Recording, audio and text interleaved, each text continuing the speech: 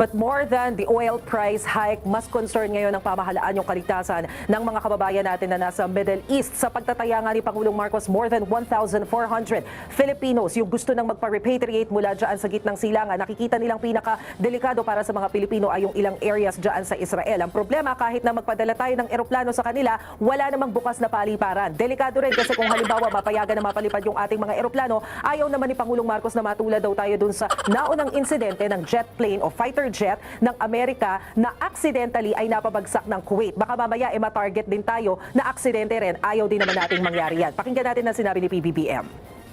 Although that will be the best option that we will have as, in the immediate future. Dahil nga kinakatakutan pa natin Akala ko ba BBM, kaibigan mo yung Amerika? Akala ko ba close kayo ng mga yan? O bakit hindi ka nila inabisuhan dito? Hindi ba, bilang kaibigan mo sana yung Amerika, abisuhan ka man lang sana nila na lahat ng mga kaalyado nila na bansa na, di ba, BBM, marami ka bang mga residente doon sa Israel ay sa Iran? Kasi gigirahin namin yan. Ngayon pa lang, ilikas mo na yung mga tao mo. O ikaw, Vietnam, ikaw Brunei, ikaw Japan, marami ba kayong mga tao doon? O ngayon pa lang, ilikas nyo na kasi aatake kami. Wala bang gano'n? Kala ko ba tropa pits mo yan?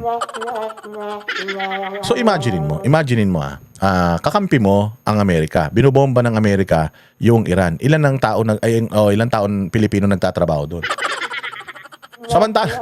Samantalang yung Amerika, nagsalita sila kamakailan lang na if you know Americans, sabi nila, no Americans all over the world ang dapat na masaktan. Ganun nila minamahal yung kanilang mga residente. Pero ikaw, kaibigan mong Amerika, binobomba nila yung Iran, pucha, hindi ka man lang inabisuhan. Hindi ba? Dapat man lang kahit papaano, sasabihin mo sa presidente ng Amerika na, oh sir, bomban muna naman yan.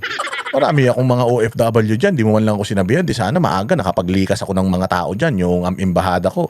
Di sana nasabihan na kapag text blast na kami sa mga Pilipino dyan na bobombahin, kaya umalis na kayo. Binobomba nyo na ng ganyan. Di natin alam kung may mga tatamaan na mga kababayan ko dyan. Kung mahal niya yung kababayan niya, ganun ang gagawin niya. Kasi si Pangulong Duterte, advance mag-isip yan. Nakikita niya na yung sitwasyon. Sabi ko nga sa inyo, nagbigay nga yan ng travel, ang tawag doon, yung deployment ban sa Kuwait noon. Kahit na maraming mga Pilipino ang medyo nalungkot dahil syempre, yun lang ang kabuhayan nila.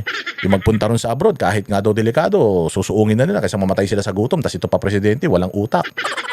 O gagawin ni Pangulong Duterte yun at all costs, sabi nga nila. Regardless kung halimbawa walang airstrip o hindi ka makalipad. Anong gagawin mo? Ang tanong, nasaan na yung embahada mo doon? Yung embassy mo doon, baka nauna pang umuwi dito yan, ha? Sana man lang nagsabay ng 5 Pilipino para kahit paano may nailigtas siya, hindi ba? Pero yun nga ang trabaho ng embahada doon. Ang trabaho ng mga embahada natin is alamin yung mga sitwasyon ng mga Pilipino and then kausapin yung bansa na yan. Nandun siya sa Abu Dhabi. Itong mga Pilipino, ililikas namin to. Saan ba pinaka-safe? Di ba? Ganun yun. Kung hindi kayo makaalis dyan sa lugar na yan, at least ikukunin mo lahat ng mga kababayan mo, dadalin mo sila, kahit ishoot mo sila sa bulsa mo. Basta magkakasya sila, basta mapanatilihin mo lang yung safety nila. Pero dito sa sinasabi niya, walang eroplano, hindi naman tayo pwede mag-land travel, so delikado, dasal na lang kayo. Tangina yan. Kanya-kanya muna. Pucha, pagalingan magtago. Total naman daw, pag may utang kayo, pag kinakatok yung bahay nyo, walang tao lagi. Sabi ni Bombay, oy, bayad na utang. Tapos sabi, wala tao. Sasabihin nung kapitbahay, wala tao, nandiyan, tsinelas, dami, labas, Lahat tsinelas sila sa labas sa pinto, pucha matagin Chinese, Bombay nga. Hindi ba ganyan kayo pagka hinahanap kayo ng pinagkakautangan ninyo, kahit nandiyan kayo sa loob, hindi kayo nagpaparamdam para kayong mga ahas. Anak ng tinapay na yan, ito, hindi ito, ibang klase ito. Parang sinasabi magaling naman kayo magtago pagka hinahanap kayo ng nangungutang, magtago muna kayo para hindi kayo tamaan ng missile. Wisit talaga niyan.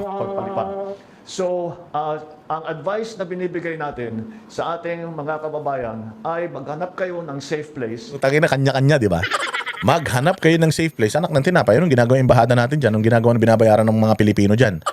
Baka sila nakauwi na sa Pilipinas. Baka pag tinanong mo, kumatok ka sa embahada, tao po, kailangan po namin ng tulong. Nakalagay doon, sa pinto. Umuwi na ng Pilipinas, babalik pagtapos ng gera.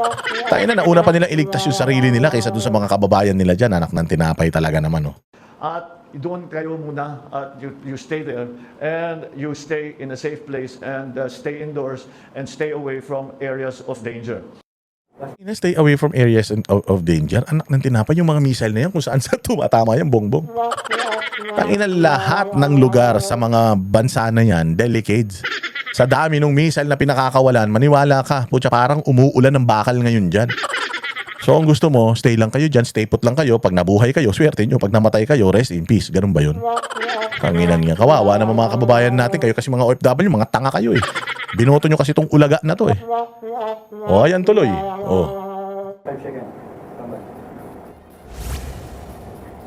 Ang tanong ngayon, Ruth, ay kung ano ba ang posisyon ng pamahalaan ng Pilipinas pagdating dito sa nangyayaring tensyon sa gitnang silangan. O, anong posisyon? Eh, dito mo na lang malalaman kung matinong utak na itong tokmol na ito eh. Anong posisyon? Sagot siya ni Pangulong Bongbong Marcos, wala tayo sa posisyon para humiling ng tigil putukan dahil hindi naman tayo direktang kasama doon. Gago, di ba? Wala daw tayo sa posisyon para humiling ng tigil putukan. Ba't si Risa Ontiveros humihingi ng tigil putukan?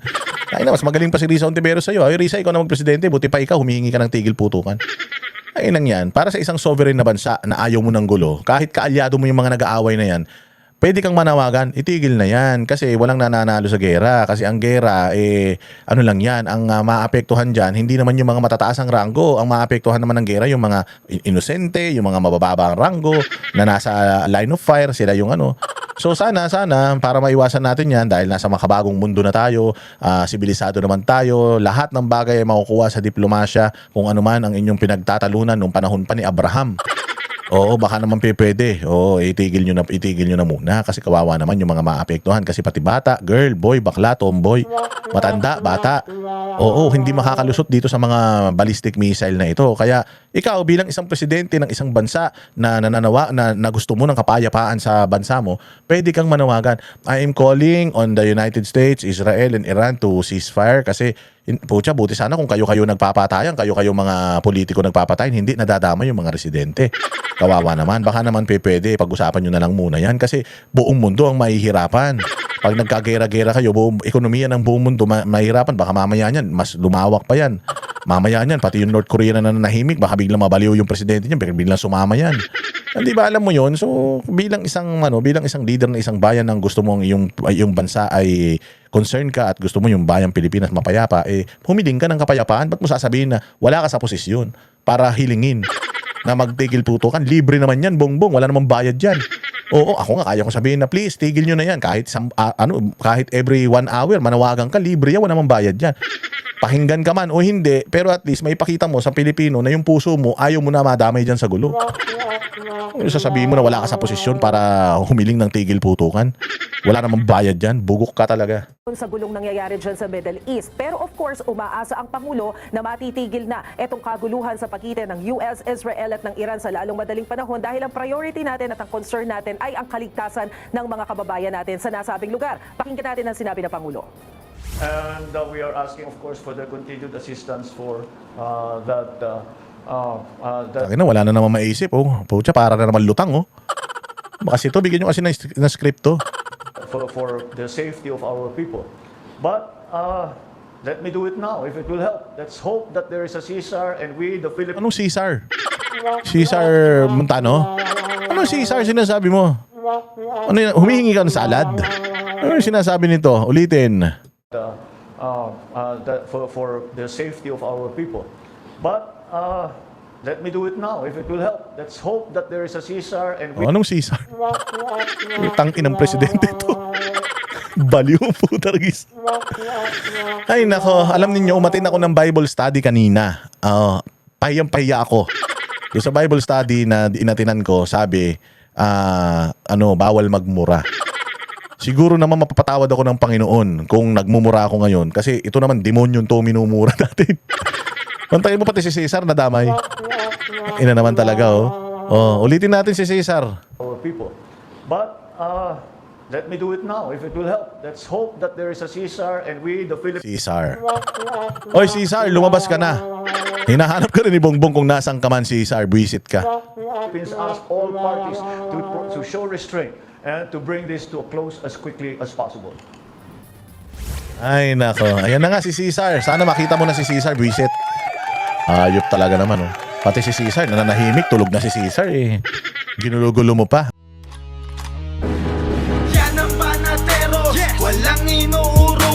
Pagka